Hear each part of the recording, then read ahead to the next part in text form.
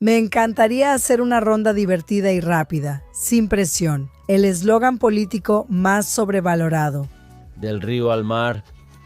Muy cierto, una persona que nunca querrías tener sentada en la primera fila de tu show. Una Karen, tal vez. Le dije a la gente en Gran Bretaña, incluso en el escenario, dije, bueno, si las cosas salen bien, podría regresar a Irán porque quedan menos musulmanes allá que en el Reino Unido.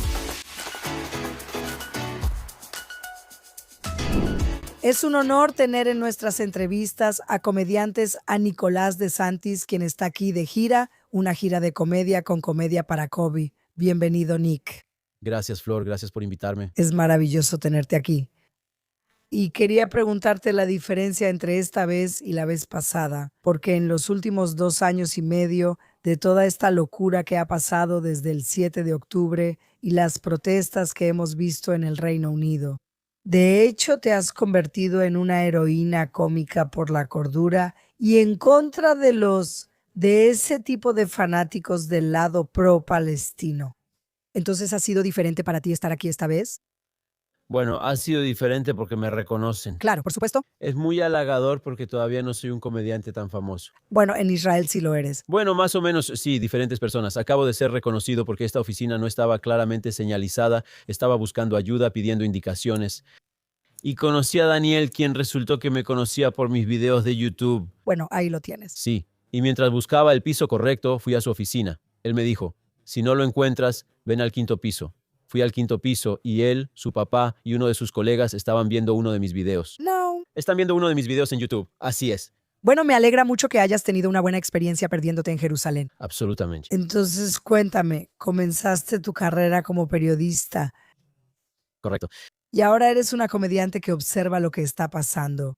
¿Podrías hablar un poco sobre esa transición? ¿Y crees que ahora las únicas personas que realmente pueden pensar y hablar libremente son las comediantes? Supongo que sí lo son. E incluso como comediante arriesgas mucho si vienes del Reino Unido. No sé cuánto hayas seguido esto. Obviamente tienes una conexión fuerte con el Reino Unido. Así que me convertí en periodista. Ese siempre fue como el sueño.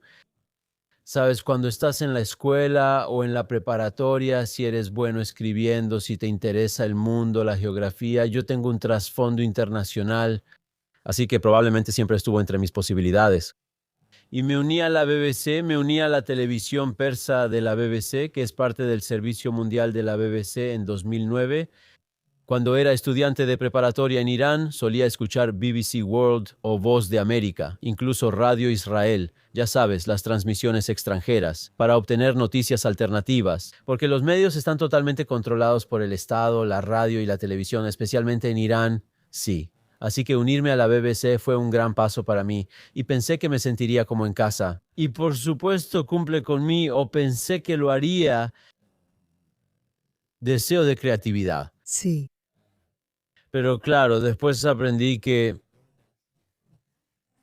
los medios, especialmente los medios tradicionales, están orientados hacia una sola narrativa, la de izquierda, la progresista, la globalista, ¿Tú lo experimentaste por ti misma? por supuesto. ¿Cómo se manifestó y en qué momento dijiste, esto no es lo que realmente pensé que iba a ser? Creo que sucedió bastante rápido, fue gradual, pero bastante rápido, porque trabajé en la sala de redacción con BBC Televisión Persa, pero también con BBC World TV, que son los canales en inglés. Y como dije, me uní en 2009, pero en 2016, si no me equivoco, tuvimos el referéndum del Brexit. Así es. Luego ganó Trump. Hubo este gran escándalo, si quieres, ¿no? Sobre el cambio climático, la conferencia de París. Creo que eso fue en 2015. Eh, y la ideología LGBT, estas son algunas de las áreas que se volvieron, ya sabes, locas y exponencialmente más estridentes y cada vez más controvertidas, ¿verdad?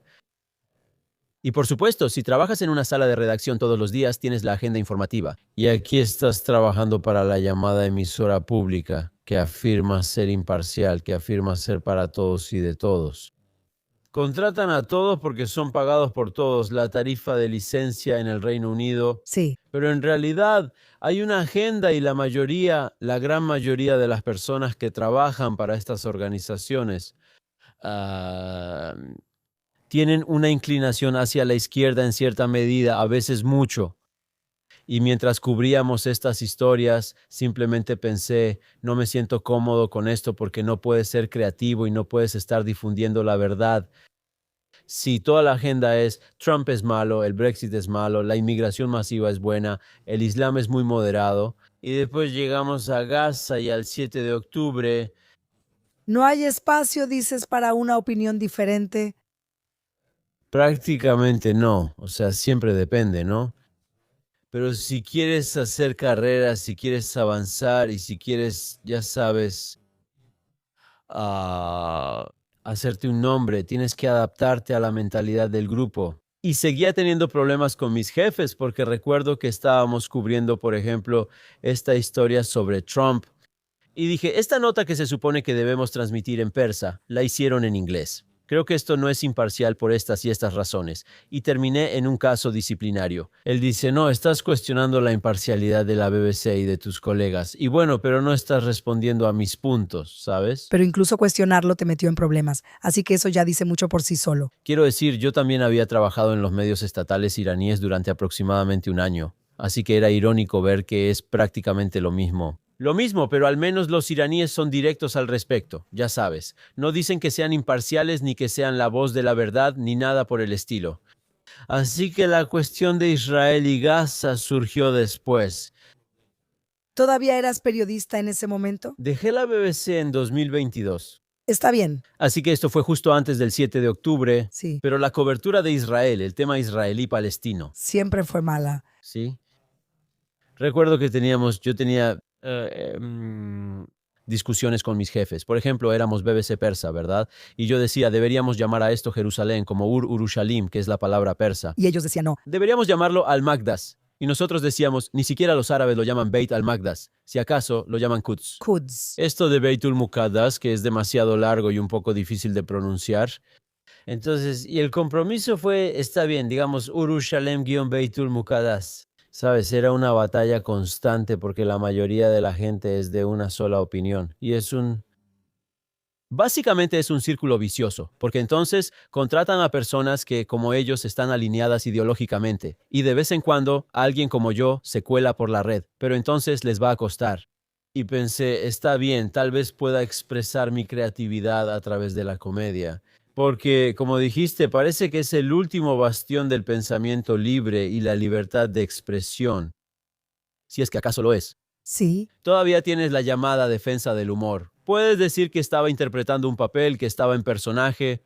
Solo es una broma. O sea, a veces no es solo una broma. Está bien si solo es una broma, pero yo digo, ¿y si no es solo una broma? ¿Y si hay una idea detrás de eso? Y eso también debería ser absolutamente, Pero creo que lo que hace que la comedia sea graciosa es que hay verdad en ella. absolutamente. Por eso la gente se ríe porque reconocen esa verdad. Sí, Entonces, o sea, ¿qué hace que una periodista se vaya y diga, está bien, siempre fuiste graciosa, siempre disfrutaste la comedia, como te lo dijiste a ti misma? Está bien, ahora voy a intentar hacer stand-up comedy. Viene de ese mismo tipo de mentalidad observadora que... creo que tal vez hay algunas habilidades transferibles. Otra vez, mira, mi comedia es muy política, muy internacional, lo cual ayuda cuando, por ejemplo, me invitan a Israel porque cubro el Medio Oriente y temas de actualidad. Y también en Israel todos son israelíes, pero también hay estadounidenses, británicos, franceses e iraníes de vez en cuando, así que así es. ¿Ayuda a tener una orientación internacional? La escritura, la creatividad, la observación que se pueden aplicar tanto al periodismo como a la comedia. Supongo que espero, algo gracioso cuando estaba en la preparatoria. De nuevo, esto fue en Irán. Solíamos tener una especie de periódicos o revistas ocultas donde nos burlábamos o satirizábamos a nuestros maestros. O, ya sabes, a las instituciones. Ya sabes, porque teníamos, ya sabes, rezos obligatorios. Y entonces ya eras como la payasa de la clase y hacías reír a la gente de alguna manera, Tenía una amiga que era buena dibujando caricaturas ¿verdad? y yo escribía el texto y hacíamos fotocopias de estos. Wow, entonces eras una disidente, sí, sí, la escuela. Sí, sí. Así que supongo que esa es la confianza y la gente. Incluso ahora, mis amigos ahora están en Canadá, en Estados Unidos. Muchos de ellos, como te puedes imaginar. Así que de vez en cuando la gente en los grupos de WhatsApp pregunta, ¿Qué pasó con Nicolás? ¿Alguien tiene las copias de esos diarios? Así que supongo que ese fue el comienzo. Y cuando me mudé a Londres, vi mucha comedia. Así que mi esposa, que en ese entonces era mi novia, me dijo, ¿por qué no lo intentas tú mismo? Wow, Así que tomé un curso. Creo que se arrepintió de esa sugerencia porque ahora yo viajo y ella se queda con los niños. Pero así fue como empezó. wow. Y luego ya sabes, dices ciertas cosas. ¿Y la audiencia? ¿Siempre tuviste como un público ya formado de personas que ya estaban hartas de la cultura woke y que estaban buscando a alguien que simplemente dijera lo que ellos estaban pensando? ¿O te encontrabas en momentos incómodos cuando decías ciertas cosas y la gente reaccionaba? Siempre hay momentos incómodos, por supuesto. Otra vez, depende de tu audiencia y depende de dónde termines presentándote, de qué tipo de evento sea. Y eso también es parte de la emoción porque necesitas investigar a tu audiencia. Por supuesto, Y quieres que ellos se la pasen bien. sí, Y algunas de las cosas que digo o que dice un comediante controversial o político a veces son inesperadas. sí. Y a veces la gente las disfruta, pero tampoco se sienten cómodos porque no están acostumbrados a escuchar estas cosas, incluso si es en un contexto de comedia. Así que es una dinámica interesante. Siempre hablamos con comediantes. La otra noche estábamos platicando con Avi Lieberman, quien es el anfitrión del tour de comedia para Kobe que estoy haciendo aquí. Y le agradezco por haberme invitado. Sí, y gracias por haberme ayudado a entrar a Israel. Pero a veces incluso la iluminación y la forma en que están acomodados los asientos hacen la diferencia, porque si está lo suficientemente oscuro, la gente se siente más segura para reír. ¿Pueden reírse sin sentir? Sí. Si los asientos son más íntimos, porque la risa también es contagiosa, entonces están con una cita o con su esposa, depende. Porque a veces se me acercan después y me dicen, ese chiste estuvo gracioso, pero estaba junto a mi cita o mi esposa, así que perdón si no me reí. Entonces mi esposo fue a tu show anoche. Dijo que hubo muchos chistes sobre esposas. Muy bien, así que ahí lo tienes. Y él estaba ahí sin mí, así que creo que se sintió libre, libre de reírse. Espero que sí. Sí se rió mucho. Sí, sí se rió. Pero Nick, ¿crees que en Inglaterra se ha puesto particularmente mal? Porque, o sea, mira, tienes una situación donde la gente está siendo arrestada por tweets, donde las personas en el Reino Unido sienten que la libertad de expresión solo aplica para un lado. ¿Sabes? Si dices algo en contra de los inmigrantes, te arrestan, pero puedes decir, maten a los judíos un fin de semana en las protestas. ¿Crees que eso es más difícil en el Reino Unido? O sea, estás en una situación difícil con esto en este momento, ¿no es así? Absolutamente. Sí, me hacen esa pregunta mucho, especialmente después de los shows aquí en Israel. Sí, Y yo digo, bueno, alguien tiene que hacerlo. Trato de bromear al respecto. De nuevo, las bromas están algo basadas en la verdad. Digo que todavía están tratando de averiguar mi origen étnico, ¿verdad? porque eres iraní. Soy iraní, pero nací en Italia, así que soy ítalo-iraní y ahora soy británico naturalizado, pero si pareciera anglosajón, probablemente estaría en más problemas. Siempre bromeo con eso porque como periodista solía ver muchas sesiones de la ONU. Por ejemplo, la sesión del Consejo de Derechos Humanos de la ONU, y este es el lugar donde países como Gran Bretaña dan lecciones y pontifican a países como Irán sobre derechos humanos y todo eso. Y digo, y con razón, pero digo, ¿te imaginas si un iraní es encarcelado o arrestado en Gran Bretaña por libertad de expresión? La delegación iraní se daría un festín con los británicos en el Consejo de Seguridad de la ONU o el Consejo de Derechos Humanos. Y sí tuvimos arrestos. Un comediante famoso, Graham Linehan, fue arrestado creo que el año pasado, y eso fue una noticia global porque es una figura tan importante. Sí, De nuevo, bromeo y digo, tal vez no me han arrestado porque eso realmente impulsaría mi carrera y mi publicidad. Nunca se sabe, pero es una situación terrible. Ahí tienes a Keir Starmer sin vergüenza frente a Donald Trump diciendo que tenemos libertad de expresión y que estamos muy orgullosos de ello, pero en realidad hemos tenido arrestos, numerosos arrestos. Están tratando de introducir leyes de blasfemia por la puerta trasera. sí. Ya sabes, intentan disfrazarlo como, no sé, orden público o ley de seguridad pública, pero han actuado en base a eso. Y ahora mismo, mientras hablamos, hay disturbios en Inglaterra por el horrible asesinato de este chico blanco. Ese pobre chico. Me parte el corazón. Un chico al que arrestó la policía, el niño que fue apuñalado en vez de los que apuñalaron, mientras él estaba sangrando. Mientras él se desangraba. Y los videos están circulando. Y sí, adivina qué, tenemos disturbios. Y por supuesto, todavía nuestro primer ministro no tiene palabras significativas de empatía para él, así como no las tuvo para Southport. Así que esto hace...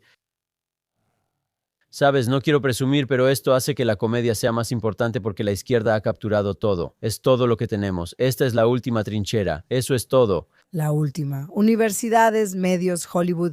Medios, el circuito de la comedia en sí. Así que no es como si lo hiciéramos. De nuevo les decía a las personas, estos son teatros hermosos en los que estamos actuando aquí en Israel. Pero los comediantes conservadores en Inglaterra, eh, quizá un puñado o menos de un puñado que ya son tan grandes que, ya sabes, En lugares más grandes. irreemplazables o imposibles de cancelar si quieres, pero estaba bromeando.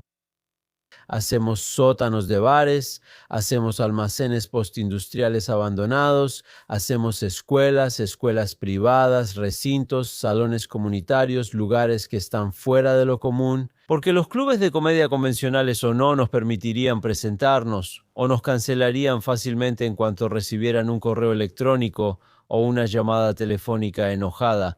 Así que he tenido presentaciones en Inglaterra donde el lugar es secreto y los clientes reciben un correo electrónico el mismo día para reducir el riesgo de cancelación. Y aún así, el primer ministro afirma que tenemos libertad de expresión. Así que esto hace que la comedia sea aún más importante. Y para responder a tu pregunta anterior, hay personas que dicen, wow, esto es tan refrescante porque todo se ha vuelto tan tediosamente similar. Todos suben al escenario y hablan sobre las cajas de autoservicio en el supermercado, Tinder y Trump. Y ni siquiera, yo me apunto a un poco de humor sobre Trump, claro. Pero los mismos chistes de siempre y chistes fáciles, la Iglesia Católica, los sacerdotes católicos, ¿en serio? ¿Y a eso le llamas golpear hacia arriba? ¿Quién se ha metido en problemas por hacer chistes sobre los sacerdotes católicos, el Papa o Trump? Así que ellos se llaman a sí mismos, ya sabes, los rebeldes. ¿Y cuál es el término cómicos subversivos? Pero no están subvirtiendo las expectativas de nadie. Solo están repitiendo los mismos argumentos del establecimiento. Cambio climático, brecha salarial de género, LGBT Gaza, la inmigración es buena, los conservadores son malos, lo que sea. Así que esto hace que una comedia política que se aparte de la corriente principal y del pensamiento grupal sea aún más importante. Absolutamente. Pero además eres iraní, lo que significa que tú y tu familia, supongo, huyeron en algún momento de Irán porque creciste ahí de niña. ¿Viste lo tóxico que puede ser la islamización o el islam político? Ha afectado a todos tus amigos. Ahora todos están fuera del país. Todavía hay personas que sufren día a día, que son asesinadas todos los días. Así que supongo que ves las cosas mucho más claramente de alguna manera. ¿Te preocupa la islamización del Reino Unido? ¿Crees que es un problema real o aún no es un problema real que sea irreversible?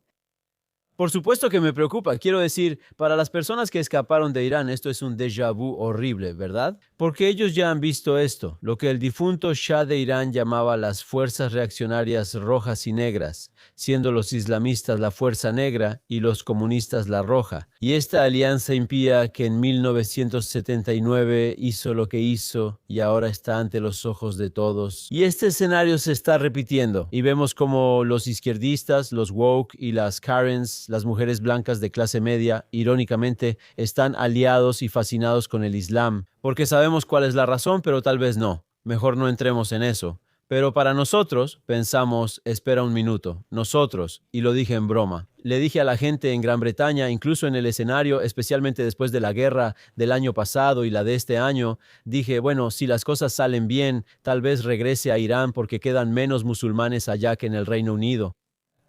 Así que creo que es momento de actuar. No sé si llegamos tarde o no, pero necesitamos actuar y necesitamos actuar con decisión, porque como dijo mi buen amigo Nick Dixon, él decía, sí, puedes ir a Irán, pero Inglaterra es todo lo que tenemos y no hay otro lugar a donde ir. Bueno, así es como se sienten los judíos en este momento con todo lo que está pasando. Quiero decir, el aumento del antisemitismo en el Reino Unido es impactante. Cada semana hay un nuevo ataque y, por supuesto, lamentos de Keir Starmer, pero ¿acción? ¿O simplemente meten a los judíos en jaulas? Estas son las soluciones que están ofreciendo. Y bueno, hemos estado recorriendo Israel, hemos estado basados en Jerusalén, Tel Aviv, pero fuimos a diferentes lugares.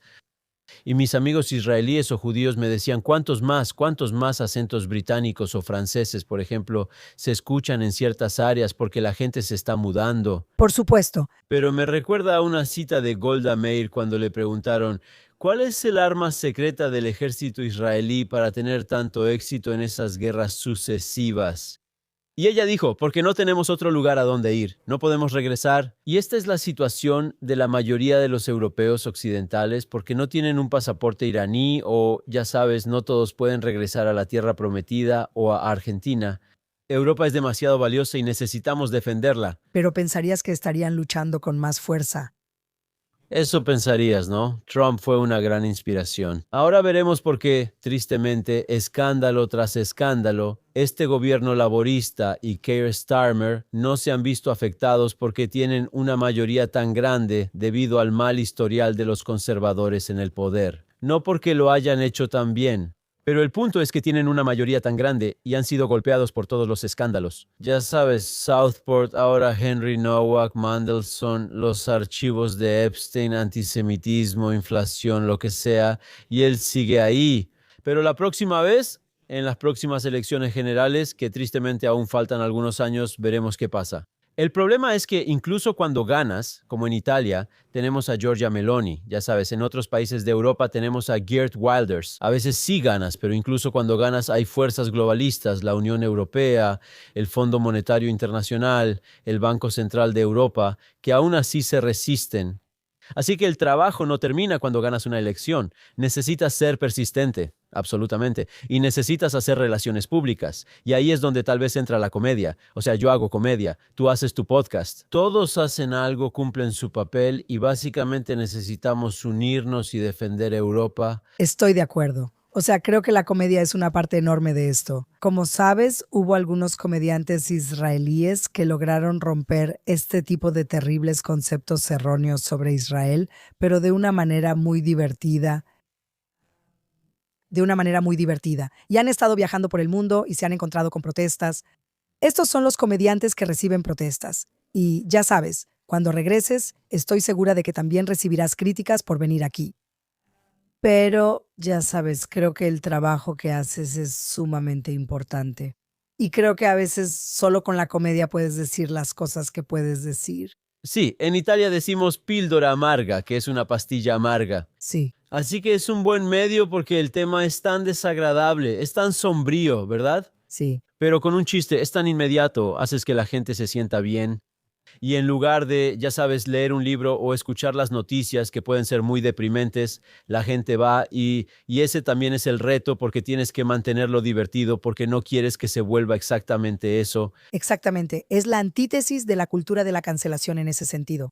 ¿Alguna vez fuiste a campus universitarios o no te dejan entrar? Sí, a veces bromeo sobre eso, pero especialmente cuando era estudiante o al principio participé en algunas competencias de comedia en universidades. Entonces a veces cuando me presento ante una audiencia de mente abierta o con tendencia conservadora, ese es uno de mis chistes favoritos. Digo, bueno, esto funcionó mejor en la Universidad Goldsmiths de Londres, que es el lugar donde experimenté por primera vez eh, lo no binario. O los progresistas, muy progresistas, sí, muy progresistas, porque son una escuela de arte, ¿verdad? Supongo que sí. Sí, ese fue el primer lugar donde fui al baño y vi a chicas saliendo del cubículo. Fue como, ¿qué está pasando aquí? Y luego en la Universidad de Southampton, sí, un poco aquí y allá, a veces nos pasa. Y por supuesto, Londres en general es muy de izquierda, lo cual siempre es genial cuando te invitan a Estados Unidos o Israel o a cualquier otro lugar en realidad.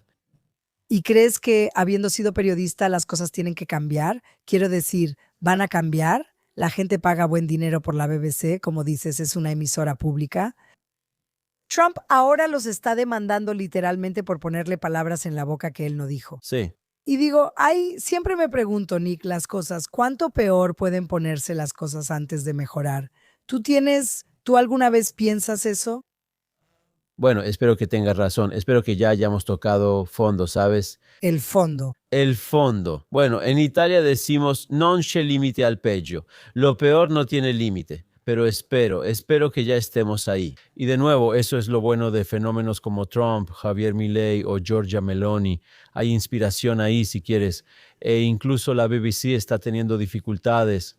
Han tenido algunos programas de comedia woke, por ejemplo, donde hay comedias de situación, por ejemplo, Mark the Week. Cuando llegué a Gran Bretaña me encantaba ver este programa, Mark the Week, un programa de comedia basado en noticias de actualidad, un programa con panelistas, y me encantaba.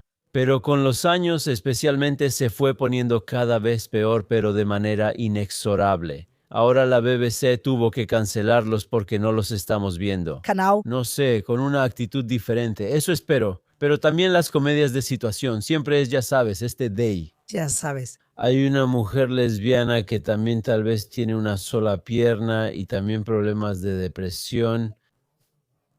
Bueno, y entonces en la primera temporada lo hacen y luego la siguiente temporada ha sido cancelada porque el mercado no la quiere. También depende de qué gobierno esté en el poder porque el gobierno quiere congelar eso.